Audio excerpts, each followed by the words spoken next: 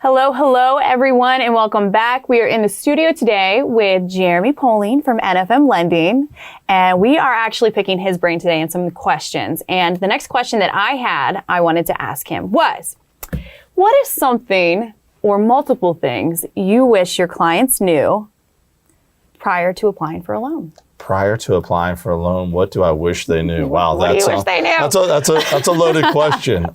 Crystal ball. First and foremost, do not incur any new additional debt that we're unaware of. That is a major red flag for the process, and it happens probably 2 to 3 times a week in the files that we're processing. Oh, right? Yeah. That's a big one, right? Don't quit your jobs. I mean, there's some do's and don'ts that are very simple, right? Don't quit your job, right? Don't change how you're paid, right? Please don't go from receiving a W-2 or a weekly pay stub to receiving a 1099 and not taking taxes out, right? Not to say, if there are going to be any future plans of, bankruptcy or going delinquent on accounts, right? This may not be the right approach for you to go and go buy a house right now. We may want to rethink that. Exactly. We may want to rethink it, but at least I think that would afford them the opportunity to connect with you and maybe go through a checklist and say, hey, these are the do's and the don'ts. These are things that I should prep myself for, whether we're 2 months out, 6 months out, or even a year out. Take advantage of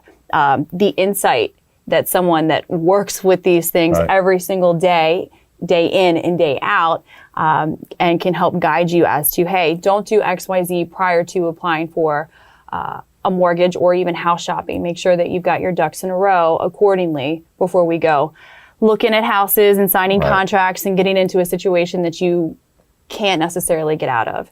So good. That's good. Well, you can always buy the new car after you go to settlement. Yeah. You can always acquire, once the ink is dry.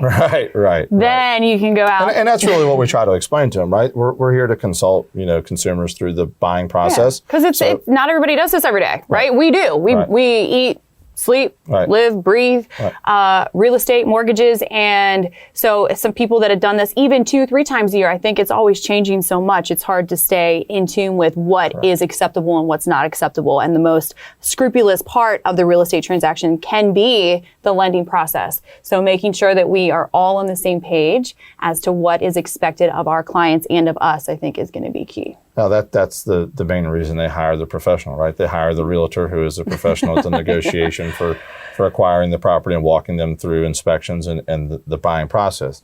You hire a professional mortgage loan originator to help you with understanding, the fiduciary responsibilities financials, that they have financials to get you to the closing table. So you hire professionals for a reason. Yep. Got it. Agreed.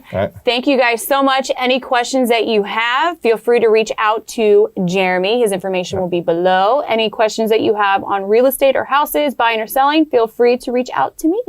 Thanks so much. Thanks, guys.